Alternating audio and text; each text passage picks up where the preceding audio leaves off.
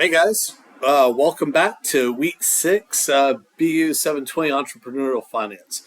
So this week we're thinking ahead, not just about how your project starts, but how it grows, sustains, and eventually transitions. Whether your ILIDP continues long after your program ends or it's passed on to someone else, this module will help you explore what growth looks like and what it means to exit faithfully when that time comes.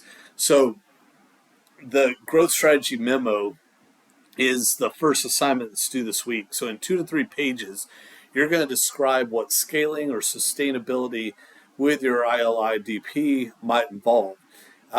You'll answer questions like what happens next after your initial implementation, and if successful, how could you project expand regionally, digitally, or through partnerships? What constraints, budget, leadership, capacity would help shape the growth, and what are the implications for the quality, mission, and team structure? So if your if your ILIDP is launching a new mentorship program in your organization, growth might look like replicating it across departments or translating it into the train the trainer model. But be sure to also consider what staying small on purpose might mean. And growth isn't always numerical. Sometimes faithfulness means depth over scale. I mean, look at what Jesus did. He had 12 people he invested his life in over 3 years, and then those 12 people changed the entire course of civilization.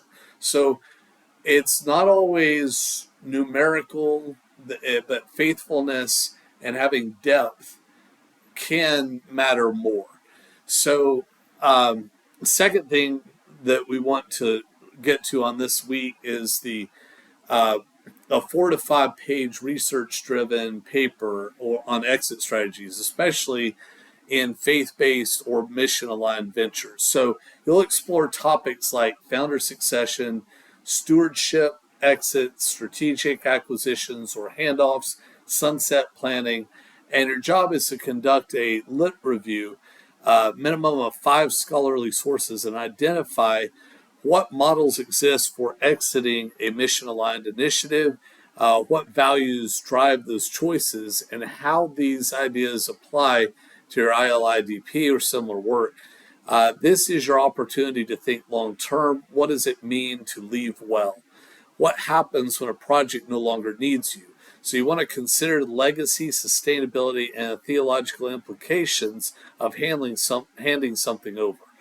So if your IDP didn't require an exit, you can still explore succession, replication, or handoff strategies that protect mission integrity.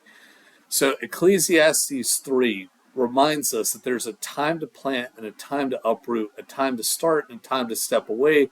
And as leaders, we're called not just to build faithfully, but to release faithfully. Let your research this week be shaped not just by strategy, but by calling, trust, and humility. So a wise leader prepares others to carry the mission forward, even when they're no longer in charge. So the first thing you're going to do this week is turn in a growth strategy memo, 2 to 3 pages, APA format, 2 professional or scholarly resources.